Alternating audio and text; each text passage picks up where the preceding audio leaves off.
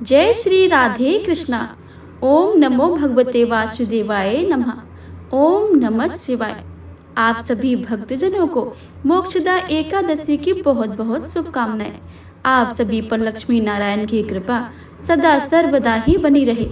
हे प्रिय भक्तों, आज के इस वीडियो में आप श्रवण करेंगे मोक्षदा एकादशी की बहुत ही दुर्लभ एवं पावन व्रत कथा, और साथ ही आप श्रवण करेंगे एकादशी माता की आरती और एकादशी माता की कथा। तो आप सभी से अनुरोध है कि इस कथा को पूरी भक्ति भाव से और प्रसन्न मन चित्त से पूरा अवश्य सुने। और कथा को सुनने से पहले कमेंट बॉक्स में लक्ष्मी नारायण की जय लिखना बिल्कुल भी मत भूलिएगा। आइए प्रेम से सुनते हैं मोक्षदा एकादशी की बहुत ही सुंदर व्रत कथा। तो प्रेम से बोलिए श्री गणेश भगवान की जय, लक्ष्मी नारायण भगवान की जय। मोक्षदा एकादशी हिंदू शास्त्रों में विशेष महत्व रखती है। कहते हैं कि मोक्षदा एकादशी का व्रत रखने से व्यक्ति को मोक्ष की प्राप्ति होती है। साथ ही इस एकादशी का व्रत रखने से पितरों को भी पुण्य मिलता है।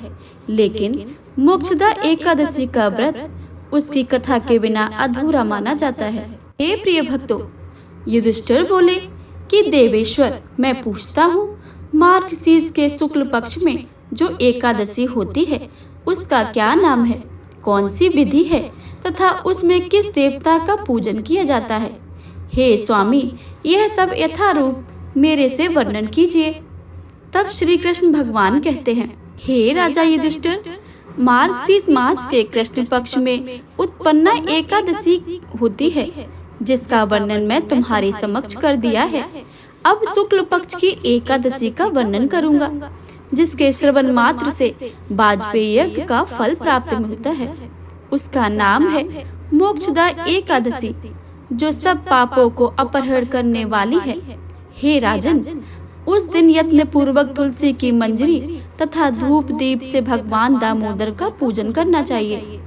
प्रवोक्त विधि से ही दसवीं एवं एकादशी के नियम का पालन करना चाहिए। मोक्षदा एकादशी बड़े बड़े पापों का नाश करने वाली है, और उस दिन मेरी भी प्रसन्नता के लिए नृत्य गीत और स्तुति के द्वारा जागरण करना चाहिए। जिसके पितृ पाप भस्म नीच योनि में पड़े हैं, वे इसका पुण्य दान करने से मोक्ष को प्राप्त होते हैं। यह व्रत मोक्ष देने वाला तथा चिंतामणि के समान सभी मनोकामनाओं को पूर्ण करने वाला है, जिससे आप अपने पूर्वज के दुखों को खत्म कर सकते हैं। इसके महात्म्य मैं तुमसे कहता हूँ, तुम ध्यान पूर्वक होकर सुनो। गोकुल नाम के नगर में बैखानस नामक राजा राज्य करते थे। उसके राज्य में चारों वेदों के ज्ञाता ब्राह्मण रहते थे। वह राजा अपनी प्रजा को पुत्रवत पालन करता था। एक बार रात्रि में राजा ने एक स्वप्न देखा कि उसके पिता नरक में हैं। उसे बड़ा ही आश्चर्य हुआ। प्रातः वह विद्वान ब्राह्मणों के पास गए और अपना स्वप्न सुनाया। कहा कि मैंने अपने पिता को नरक में कष्ट उठाते देखा है। उन्होंने मुझसे कहा कि हे पुत्र, मैं नरक में पड़ा हूँ, यहाँ से तुम मुझे मुक्त कराओ। जब मैंने ये वचन सुने, तब से मैं बहुत बेचैन हूँ। चित्त में बड़ी अशांति हो रही है। मुझे इस राजधन पुत्र स्त्री हाथी घोड़े आदि कुछ सुख प्रतीत नहीं होता है। मैं क्या करूँ? राजा ने कहा कि हे ब्राह्मण, देवताओं, इस दुख के कारण मेरा सारा शरीर जल रहा है। अब आप कृपा करके कोई तप दान व्रत आदि ऐसा उपाय बताएं जिससे मेरे पिता को मुक्ति मिल जाए। उस पुत्र का जीवन ही व्यर्थ है जो अपने माता पिता का उद्धार ही न कर सके। एक उत्तम पुत्र जो अपने माता पिता तथा पूर्वजों का उद्धार करता है, वह 1000 मूर्ख पुत्रों से अच्छा है। जैसे एक चंद्रमा सारे जगत का प्रकाश कर देता है, परंतु 1000 तारे नहीं कर सकते हैं। ब्राह्मणों ने कहा कि हे राजन, यहाँ पास ही भूत भविष्य वर्तमान के ज्ञाता पर्वत ऋषि का आश्रम है। आपकी समस्या का हल वे जरूर ही करेंगे। ऐसा सुनकर राजा मुनि के आश्रम पर गए। उस आश्रम में अनेक शांत चित्त योगी और मुनि तपस्या कर रहे थे। उसी जगह पर्वत मुनि बैठे थे। राजा ने मुनि को साष्टांग दंडवत किया। मुनि ने राजा से कुशल मंगल पूछा। राजा ने कहा कि हे महाराज, आपकी कृपा से मेरे राज्य में सब कुशल है, लेकिन अकस्मात मेरे चित्त में अत्यंत अशांति होने लगी है। ऐसा सुनकर पर्वत मुनि ने आंखें बंद कर की और भूत विचारने करने लगे। फिर बोले कि हे राजन, मैंने योग के बल से तुम्हारे पिता के कुकर्मों को जान लिया है।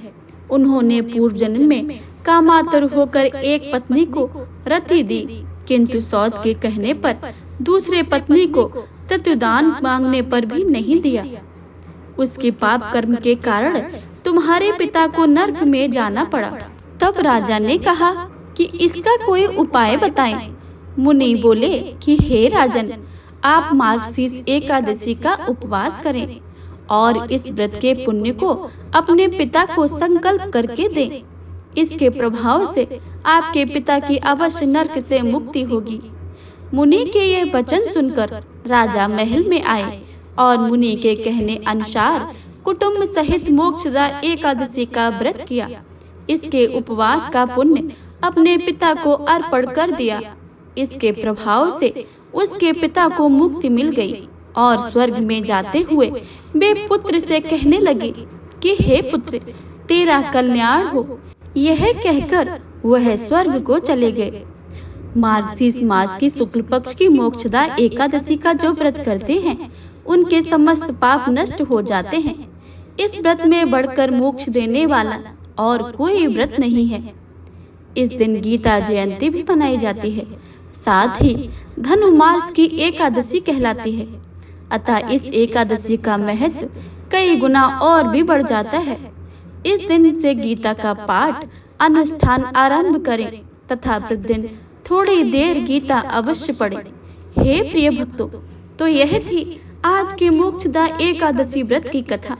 अब आप सभी श्रवण करेंगे एकादशी माता की कथा। प्रेम से बोलिए लक्ष्मी नारायण भगवान की जय। एकादशी माता की जय। सभी देवी देवताओं की जय। हे प्रिय श्रोताओं, अब आप सभी सुनेंगे एकादशी माता की बहुत ही पावन और सुंदर व्रत कथा।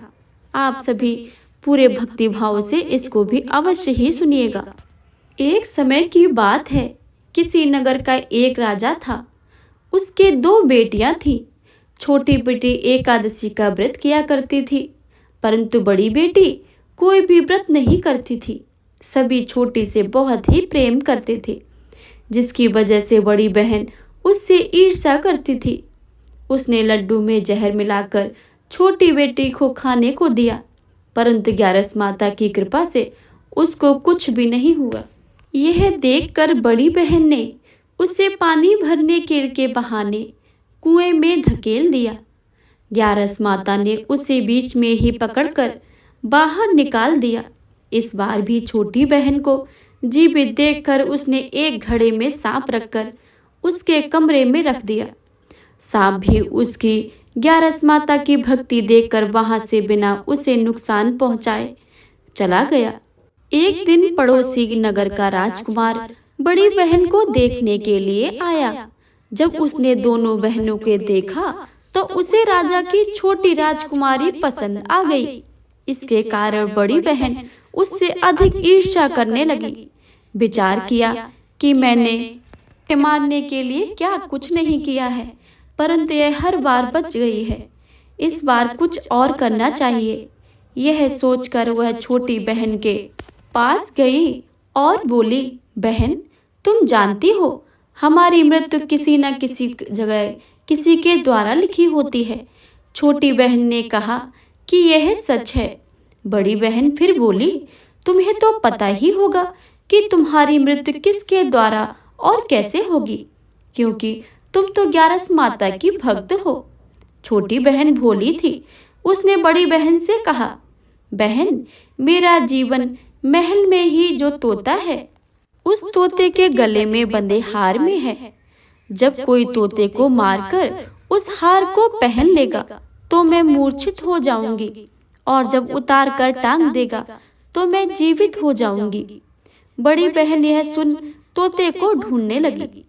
छोटी बहन अपने पिता के पास गई और बोली, पिताजी, यदि किसी कारणवश मुझे कुछ हो जाए तो मुझे जलाना नहीं, बल्कि हमारे महल के पास में ही एक महल जो पुराना है वहां सुला देना।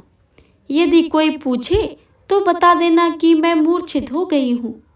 ठीक होने से समय लगेगा। राजा ने कहा, बेटी, ऐसी अशुभ बातें मत करो। कल तो तुम्हारी बारात आने वाली है। अगले दिन बारात आई। फेरे शुरू हुए। 3 फेरे पूरे हुए। चौथे फेरे में बड़ी बहन ने उस तोते को ढूंढ लिया था और उसे मारकर हार अपने गले में पहन लिया। हार पहनते ही छोटी बेटी मूर्छित हो गई। राजा ने भी अपनी बेटी के कहे अनुसार उसे अपने पुराने महल में सुला दिया और एक पहरेदार बैठाकर उसे कहा कि बिना मेरी अनुमति के कोई महल में न जाए। कुछ ही पल में बड़ी बहन पिता के पास आई और बोली, पिताजी, छोटी बहन को सुन मुझे बहुत दुख हुआ है, परंतु घर आई बारात को खाली हाथ लौटाना अच्छी बात नहीं है। आप चाहें तो मेरी शादी राजकुमार से करवा दें। ईश्वर की इच्छा के आगे हमारा कोई वश नहीं होता है। राजा को बड़ी बेटी की बात उचित लगी और बड़ी बेटी को छोटी के वस्त्र पहनाकर फेरों में बिठा दिया।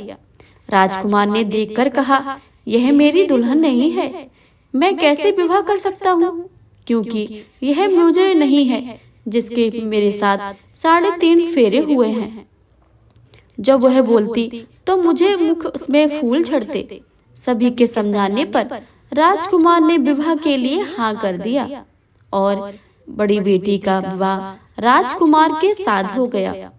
विदाई के बाद जब सभी बहू को लेकर अपने महल आए, वहां बहू की अच्छी प्रकार से स्वागत किया, लेकिन राजकुमार ने उसे बात तक नहीं की और न ही उसके हाथ का पानी तक पिया। उसके हाथ से बना भोजन भी नहीं खाया। राजकुमार ने मन में विचार किया, आखिर मेरी पत्नी के साथ ऐसा क्या हुआ है, इसका मैं पता लगाकर ही रहूंगा। दुखी मन से एक दिन राजकुमार घोड़े पर बैठकर शिकार के लिए निकला। घोड़ा वहीं जाकर रुका जहां राजकुमारी की अधमरी लाश को रखा था। अचानक घोड़े के रुकने से राजकुमार ने सोचा, कोई कारण तो है जो घोड़ा यहाँ आकर रुका है। वह घोड़े से उतरकर पुराने महल की तरफ गया। वहां खड़े चौकीदार से पूछा, यह महल किसका है? वहां एक खाट पड़ी थी। खाट पर कौन सो रहा है? तब चौकीदार ने उन्हें सारी बातें बता दी और कहा कि वह वही राजकुमारी है जो फेरों के समय मूर्छित हो गई थी। राजकुमार ने सोचा, यह तो मेरी पत्नी है जिसके साथ मैंने 3.5 फेरे लिए थे।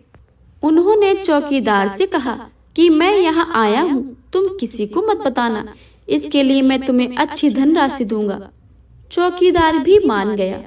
तब राजकुमार खाट के पास गया और देखा कि राजकुमारी मूर्छित पड़ी है। और राजकुमार ने बचे हुए 3.5 फेरे वहीं ले लिए और रात को वहीं पर रुक गया। राजकुमारी ने जब रात को अपने पति को वहां देखा तो वह खूब रोई। राजकुमार ने पूछा, तुम अचानक फेरों के समय मूर्छित कैसे हो गई थी? तुम्हारे पिता ने मेरी शादी तुम्हारी बड़ी बहन से करवा दी, जबकि मैंने तुम्हारी बड़ी बहन को स्वीकार ही नहीं किया है। तुम दिन में मूर्छित थी तो रात में तुम कैसे जीवित हो गई हो? और कौन सा राज है, मुझे बताओ। राजकुमारी ने तोते और हार की सारी बात अपने पति को बताई और यह भी बताया कि मैंने यह बात केवल मेरी बड़ी बहन को बताई थी। यह सब उसने किया है क्योंकि यह मुझे बहुत ईर्ष्या करती है। उसने मुझे कई बार मारने को भी चाहा, परंतु एकादशी माता की कृपा से मैं हमेशा ही सुरक्षित रही हूँ। मेरी बहन दिन में हार पहनकर रखती है, तब मैं मूर्छित रहती हूँ। रात को हार उतारकर सोती है तो मैं जीवित हो जाती हूँ।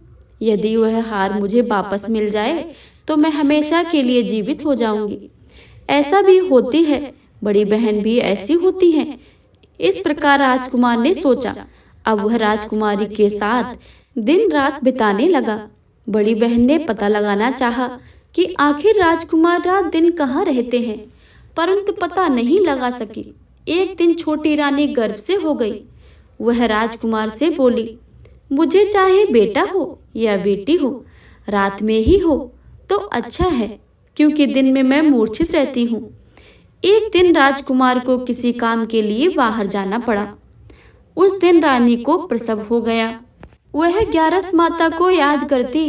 ग्यारस माता आकर स्वयं उसका प्रसव करवाती। उसके एक सुंदर पुत्र का जन्म होता है। तभी वहां राजकुमार वापस आ जाता है। वह भी ग्यारस माता के दर्शन कर लेते हैं। ग्यारस माता कहती हैं कि यह मेरी परम भक्त है। जब तुम्हारा बेटा 5 वर्ष का हो जाए तो जब हार लाकर अपनी पत्नी को पहना देना। देखते ही देखते छोटा राजकुमार 5 वर्ष का हो गया। राजकुमार युवराज से कहते हैं, बेटा मैं एक काम पूरा करके आता हूँ, तब तक तुम अपनी माँ के साथ खाट के पास ही रहना। बड़ी रानी युवराज का पता लगा लेती है और उसको उठवाकर उसके टुकड़े करवा देती है। एक टुकड़ा चक्की के नीचे तथा दूसरा टुकड़ा पलंग के नीचे रख देती है। छोटी रानी को जब यह पता चलता है तो वह ग्यारस माता को याद करती है। ग्यारस माता उसकी पुकार सुनकर बड़ी रानी के पास भिक्षा लेने जाती हैं। बड़ी रानी दासी के साथ भिक्षा भिजवाती है। ग्यारस माता भिक्षा लेने से इनकार कर देती हैं और कहती हैं, तुम्हारी रानी के हाथ से ही भिक्षा लूंगी। तब बड़ी रानी भिक्षा देने के लिए बाहर आती हैं। तो ग्यारस माता बिल्ली का रूप धरकर अंदर जाकर बच्चे के दोनों टुकड़ों को जोड़कर उसके प्राण फूंक देती हैं। बच्चा जीवित हो जाता है। वह बच्चे को लेकर चली आती हैं। फिर राजकुमार अपने बेटे को लेकर अपने महल जाते हैं। बड़ी रानी से कहते हैं, रानी यह बच्चा मेरे दूसरे रिश्तेदार का है। यदि तुम इसे प्यार से रखोगी तो हो सकता है मेरे दिल पर तुम पर आ जाए। तब वह बड़ी रानी उसे बड़े प्यार से रखती है। एक दिन राजकुमार अपने बेटे से कहता है कि बेटा तुम अपनी मौसी से हार मांग लो, हम यह हार तुम्हारी माँ को पहना देंगे। बच्चा जब हार मांगता है तो रानी को याद आता है कि उसके पति ने कहा था कि मैं बच्चे को प्यार से रखूंगी तो वो मेरे हो जाएंगे। यही विचार करके वह हार बच्चे को दे देती है। राजकुमार कहते हैं कि रानी आज तुम हमारे हाथों से बना हुआ खाना खाएंगे। तुम खाना बनाओगे तब तक हम आते हैं। रानी बहुत खुश होकर खाना बनाती है। राजकुमार अपने बेटे को लेकर छोटी रानी के पास जाते हैं और वह हार उसे पहना देते हैं। छोटी रानी जीवित हो जाती है। राजकुमार छोटी रानी व युवराज को लेकर अपने महल जाते हैं और बड़ी रानी को उसके पिता के पास ले जाते हैं और उन्हें सारी बातें बताते हैं। राजा यह बात सुनकर बड़े ही दुखी होते हैं और अपनी बेटी की वजह से बहुत ही शर्मिंदा होते हैं। ग्यारस माता की कृपा से छोटी रानी का घर संसार खुशियों से भर जाता है। तो प्रेम से बोलिए, ग्यारस माता की जय। ग्यारस माता, जैसे आपने छोटी राजकुमारी पर कृपा की है, वैसे ही कृपा अपने सभी भक्तों पर बनाए रखना। बोलिए ग्यारस माता की जय। प्रिय श्रोताओं, अब आप सभी श्रवण करिए ग्यारस माता की आरती। ओम जय एकादशी माता मैया, जय एकादशी माता। विष्णु पूजा व्रत को धारण कर शक्ति मुक्ति पाता।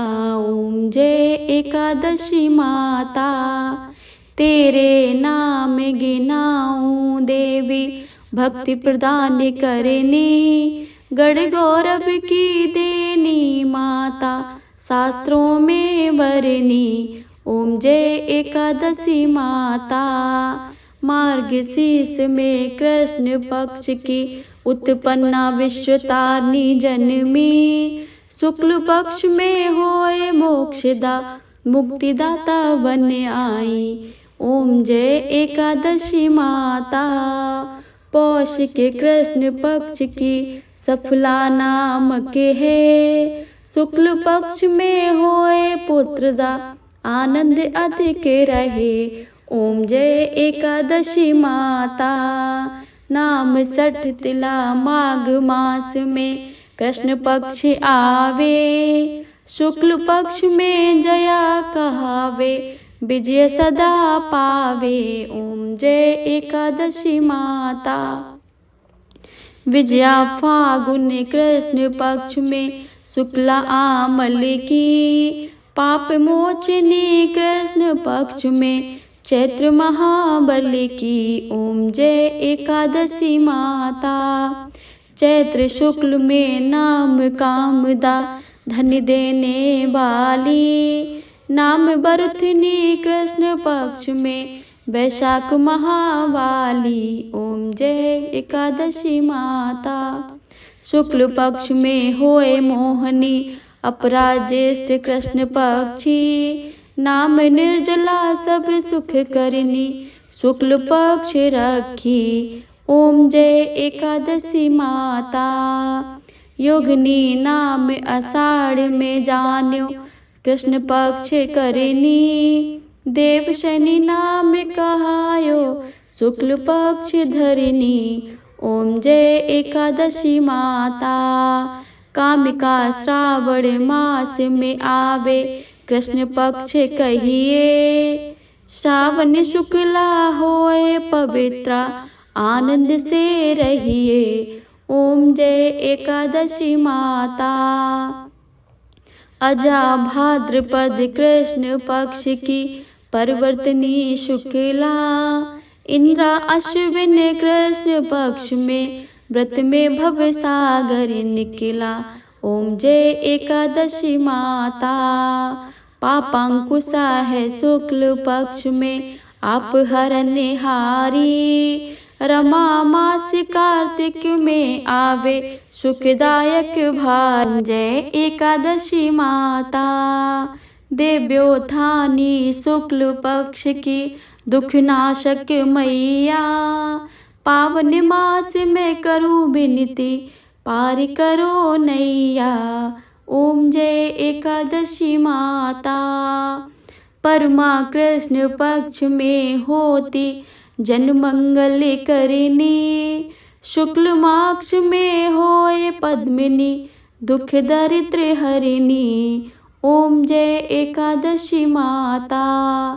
जो कोई आरती एकादशी की, भक्ति सहित गावे, जन गुरुदिता स्वर्ग का वासा, निश्चय वह पावे।